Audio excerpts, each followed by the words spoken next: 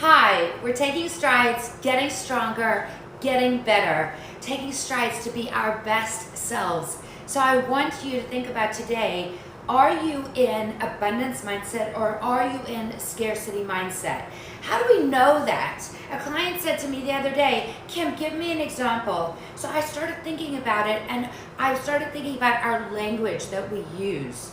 How many times a day do you say, I should do this, I should do this? Should is scarcity mindset. It puts us into a state of fight, flight, or freeze. Take the word should and replace it with choose. I choose to do this.